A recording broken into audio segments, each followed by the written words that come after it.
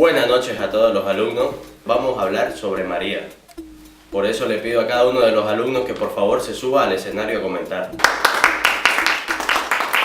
María, ¿qué voy a decir de ti? Que de todas las niñas de la clase, pues tú eres mi última opción. Bueno, es una zorra porque se ha acostado con todos los niños del colegio, excepto conmigo, por pena. María, hija mía, en vez de una mariposa pareces un capullo. Chica, deja la ropa de mercadillo.